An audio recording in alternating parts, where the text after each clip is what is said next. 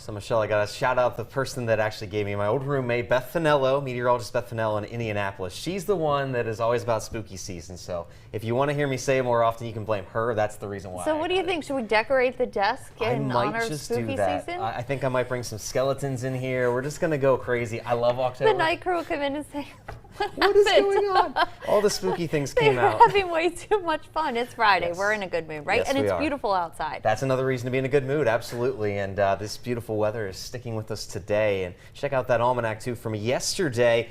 Oh, it was another day where we were just about at that average, but a few degrees cooler as that high just hit 70. I'll tell you what, if you had those windows down, that fresh fall air, you could just feel it out there. And those low temperatures, of course, were also a little bit below the average. We've had quite the crispness going on each and every morning, especially right around sunrise. But there it is, beautiful, crystal clear blue sky, and that temperature is hanging out around 62. Now, notice this. Winds, they're pretty light. They're not really making much of an impact out there today, but they're out of the south. And that is something we are going to see more frequently as we head into the weekend. And once those southerly winds get going, these temperatures are going to start to change up. But for now, how about this? 63, Hagerstown, 65, Chambersburg, 61 in Winchester. So we've barely gotten back into the 60s across most of the four-state region, and that's pretty much where we're going to stay the rest of the day today. There's that pocket of cooler air back across north central PA, a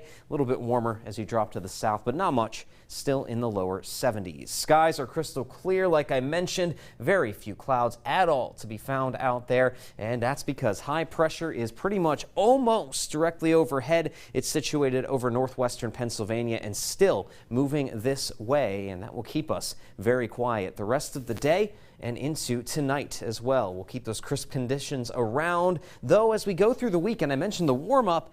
We're going to have some clouds returning with that moisture starting to build back into the atmosphere as well, and that will lead to those rain showers returning by the end of the weekend, and most of next week looks pretty soggy. So if you can take advantage of this sunshine today, definitely do so. There's that high pressure, like I mentioned, still moving south. It's going to be directly over us by tonight and then eventually heading toward the Carolinas on Saturday. Notice the clockwise flow around that. That's where that southerly flow is going to come from as we go throughout the day on Saturday. We'll still be quiet, just a bit warmer. And then as we go toward the overnight hours and into Sunday, you can see that storm system slowly beginning its approach, but it looks like we should squeeze out one more dry day on Sunday, and there it is, looking at partly cloudy skies while that rainfall does begin to build on the other side of the Appalachian Mountains. Temperature-wise, here we go. We are going to be up into those upper 60s and lower 70s for this afternoon. Here comes the colder air once again tonight, as we should